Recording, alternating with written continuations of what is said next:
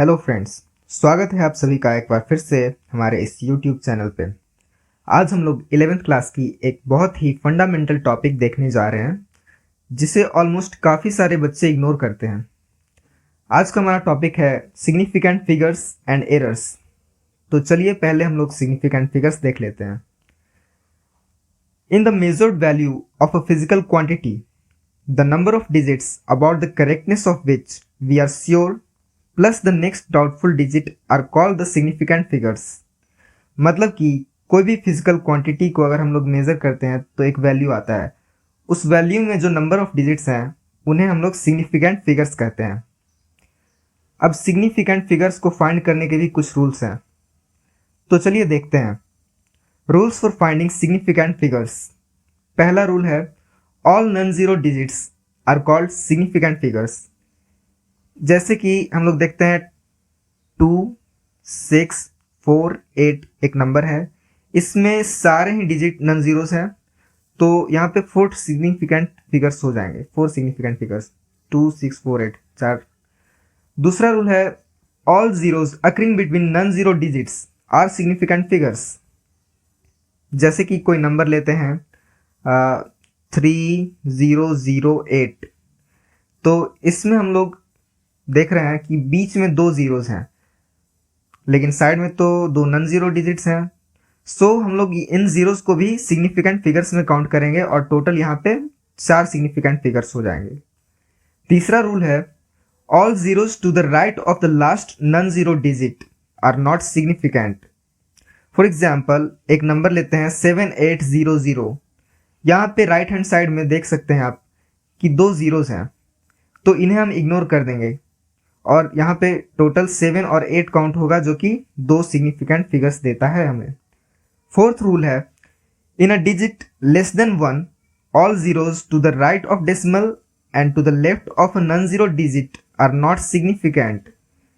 मतलब कि जैसे 0.00840 एक नंबर है, इसमें लेफ्ट साइड में 3 जीरोस हैं और राइट साइड में भी एक जीरो है, तो इन सारे जीरोस को हम लोग इग्नोर करेंगे और यहाँ पे 8 और 4 2 सिग्निफिकेंट फिगर्स काउंट होंगे।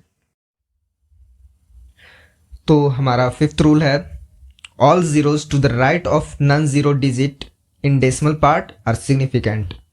मतलब कोई नंबर है लेट्स से 3.8740, तो इसमें जो लास्ट का जीरो है वो भी जीरो काउंट होगा, मतलब वो भी सिग्निफिकेंट डिजिट होगा।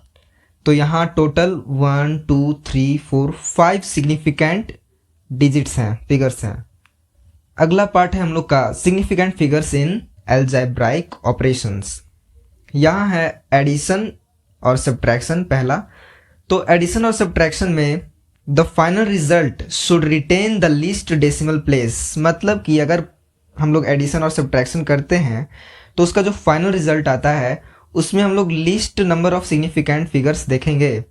For example let's say there are 2 numbers 2.3 plus 6.666।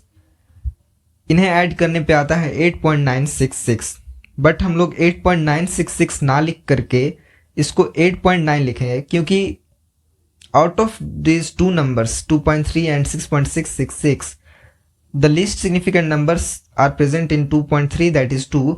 सो हम लोग आंसर में भी 2 ही सिग्निफिकेंट फिगर्स तक लिखेंगे। सेकेंड पॉइंट है मल्टीप्लिकेशन और डिवीजन में। यहाँ भी सेम प्रोसीड्यूर है, मतलब here also the final result should retain the least decimal place. Let's understand it by an example.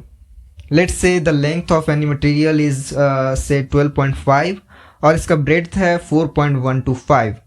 तो हम लोग अगर इसका एरिया निकालते हैं तो A is equal to L into B, that is equal to 12.5 into 4.125। Multiply करने पे आता है 51.5625 मीटर स्क्वायर या स्क्वायर मीटर। बट हम लोग इसको 51.5625 मीटर स्क्वायर ना लिख करके हम लोग 51.6 तक ही लिखेंगे। रीज़न सेम है जैसा कि ऊपर था। तो हमारा नेक्स्ट टॉपिक है rules for rounding off significant figures, मतलब कि सिग्निफिकेंट फिगर्स को राउंड ऑफ करने के लिए क्या प्रोसीड्यूर्स हैं, चलिए देखते हैं। So first point reads that if the digit to be dropped is less than 5 then preceding digit remains same.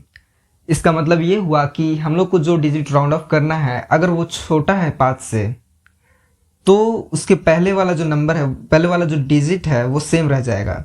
Example 2.34 अगर कोई नंबर है तो वो 2.3 रह जाएगा राउंड ऑफ करने के बाद, क्योंकि 4 जो है वो 5 से छोटा है। नेक्स्ट पॉइंट है if digit to be dropped is greater than 5 then the preceding digit is raised by 1। मतलब कि अगर जो डिजिट राउंड ऑफ करना है वो 5 से बड़ा है तो उससे पहले का डिजिट एक डिजिट बढ़ जाएगा। फॉर एग्जाम्पल लेट अस से अ नंबर 4.69, इसको राउंड ऑफ करने के बाद ये 4.7 बन जाएगा क्योंकि 9 जो है वो 5 से बड़ा है। Third point says if digit to be dropped is 5 followed by digit other than 0 then the preceding digit is raised by 1। मतलब कि अगर कोई नंबर जो कि राउंड ऑफ करना है वो 5 है इटसेल्फ, तो 5 के बाद का नंबर हम लोग देखेंगे, वो अगर 0 के अलावा कोई भी नंबर रहे 0 के अलावा, तो 5 जो है वो 6 बन जाएगा।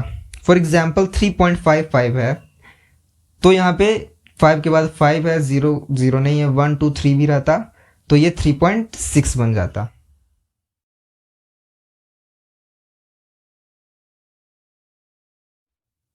फोर्थ पॉइंट ये है कि if the digit to be dropped is 5 और 5 followed by zeros then the preceding digit is raised by 1 if it is odd and left unchanged if it is even।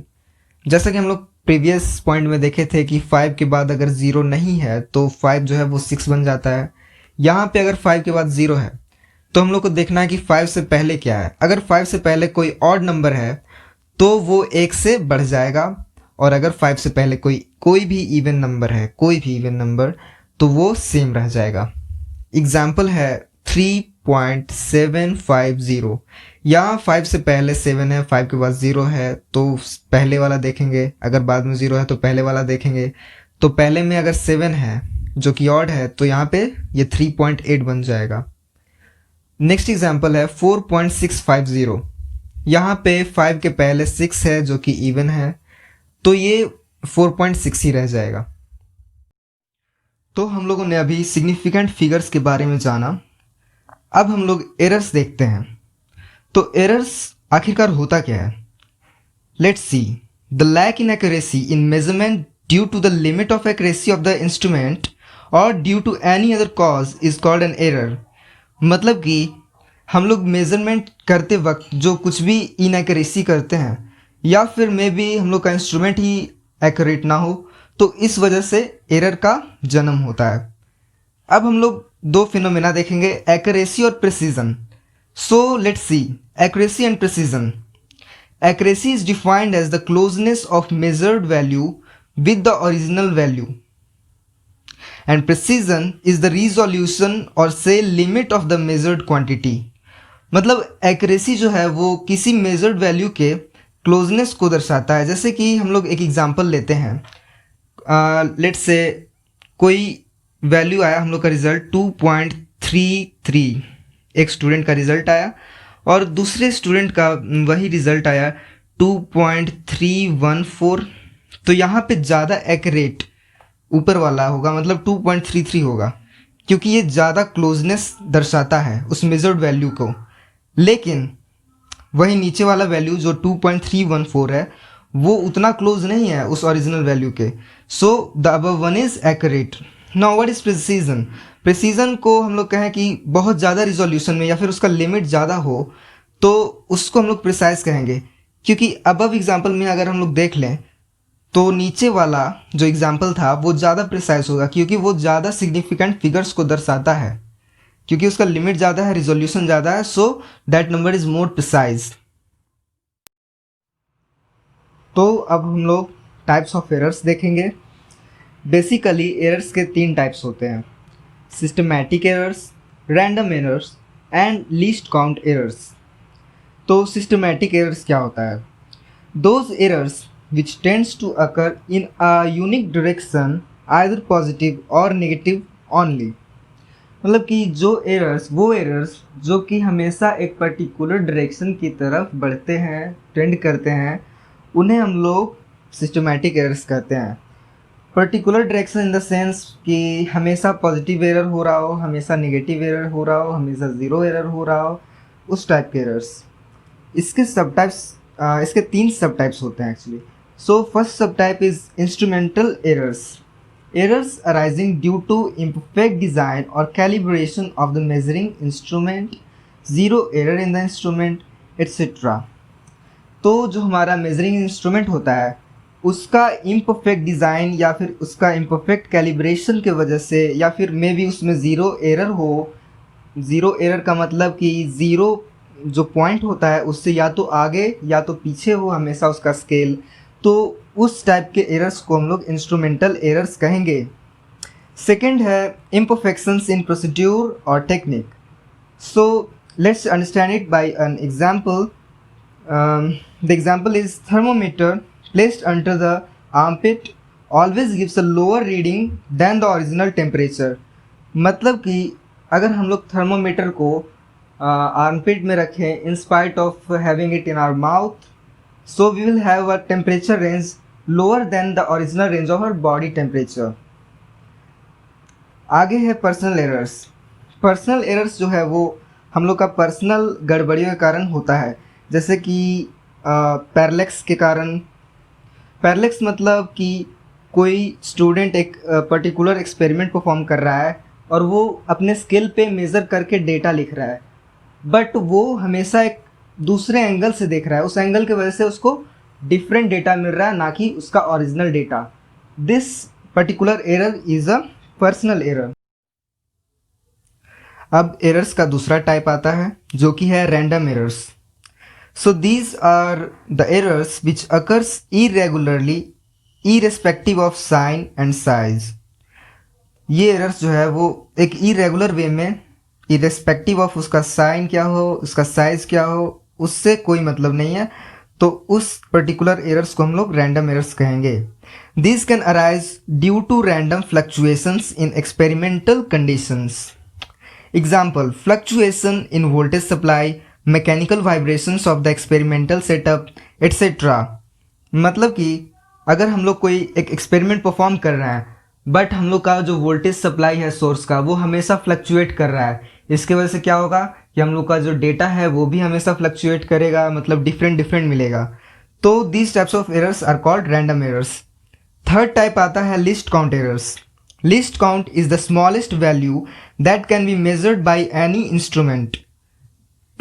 List count जो है वो किसी भी instrument का जो सबसे smallest value हम लोग जो मेजर कर सकते हैं वो होता है। These errors are associated with the resolution of the instrument. ये टोटली उस पर्टिकुलर इंस्ट्रूमेंट पे डिपेंड करता है कि उसका रिजोल्यूशन कितना है। Example, a vernier caliper has the least count 0.01 centimetre, whereas a spherometer can have a least count of 0.001 centimetre. तो ये बेसिकली हम लोग का एक्यूरेसी के बेसिस पे एरर है, लिस्ट काउंट एरर। जैसे कि वर्नियर कैलिपर का जो है वो लिस्ट काउंट 0.01 सेंटीमीटर है, बट ये इससे छोटा मेज़र नहीं कर सकता। लेकिन वहीं स्फीयरोमीटर जो कि स्फीयर का डायमीटर मेज़र करता है उसका लिस्ट काउंट 0.001 सेंटीमीटर है, जो कि मोर एक्यूरेट है एंड मोर अच्छे से डेटा मेज़र करेगा without any least count error. So now we will see what is absolute error, relative error and percentage error. So let's start. Let the values obtained in a several measurements are A1, A2 and up to AN. So these are the values. मतलब हम लोग कोई experiment perform किए हैं उसमें हम लोग का A1, A2 और AN तक जो वैल्यूज़ है वो हम लोग को ऑब्टेन हुआ है। तो हम लोग इसका अरिथमेटिक मीन कैसे निकालेंगे? Arithmetic mean equals A1 plus A2 plus up to AN सारे को ऐड करेंगे and divided by the number of terms in the numerator. So this will give us the arithmetic mean. Now let's see what is absolute error. Absolute error, the magnitude of difference between the true value true value हम लोग arithmetic mean को बोल रहे हैं यहाँ, and individual value is called absolute error, जिसको हम लोग डिनोट करते हैं mod of this sign is called so delta a. So this mod of delta A is denotes the absolute error. That is delta A1 equals mod of A mean minus A1. Delta A2 equals mod of A mean minus A2. यहाँ पे mod का significance ये है कि value जो भी आता है एब्सोल्यूट एरर का वो हमेशा पॉजिटिव रहेगा. अगर नेगेटिव भी आता है तो मॉड्यूलस जो है वो फंक्शन है हमेशा उसको पॉजिटिव आउटपुट देगा. So similarly likewise delta an equals a mean minus an का mod. अब मीन एब्सोल्यूट एरर क्या होता है? Delta a mean equals delta A1 plus delta A2 plus up to delta an divided by the terms that is n. This will give us the mean absolute error. Now we will see what is relative error. So relative error is nothing but it is the ratio of mean absolute error to the mean value of the measured quantity. That is relative error equals delta A mean upon A mean. यहाँ relative error mean absolute error और arithmetic mean का ratio है. Percentage error को भी हम लोग delta A से denote करते हैं, लेकिन ये शायद स्मॉलर डेल्टा ए है, ये स्मॉल डेल्टा है और ऊपर वाला कैपिटल डेल्टा था. Delta A that is percentage error equals delta a mean that is mean absolute error upon A mean that is arithmetic mean of the data obtained in our experiment into 100%. This will give us the percentage error. Now we will see propagation of errors, or it is also called the combination of errors. The first point is error in addition or subtraction. Here we will derive some expression that is useful in doing our numericals, and we will see the numericals in further videos also. This is very important. Let's see the derivations.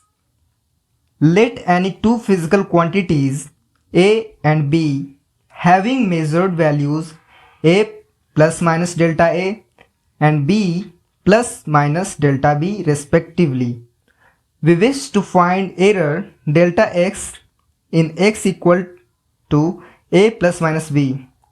तो इसमें हम लोग जो error है उसको find करते हैं, उसका फॉर्मूला डिराइव करते हैं यहाँ. Now we can write x plus minus delta x equals A plus minus delta A plus B plus minus delta B.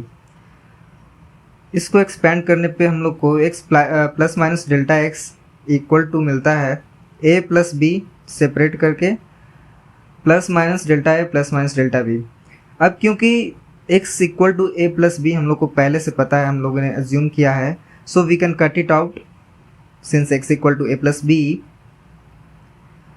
So this will gives us an expression. This implies delta x equal to plus minus delta a plus delta b. This is our derived expression for the sum or difference. Now there will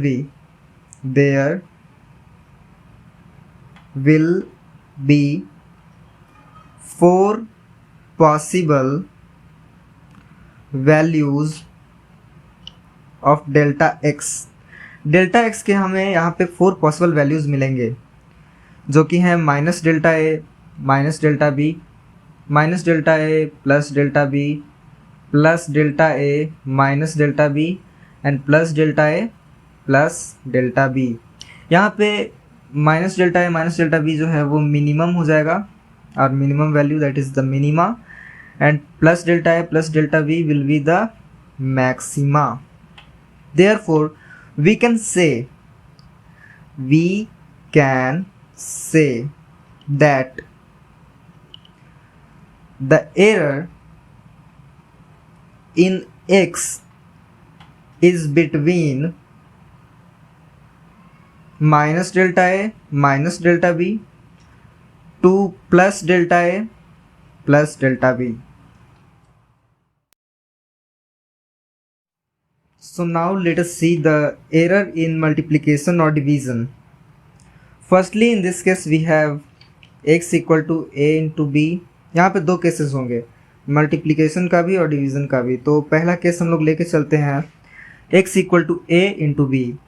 now will write x plus minus delta x equal to a plus minus delta a into b plus minus delta b, क्योंकि यहाँ product है।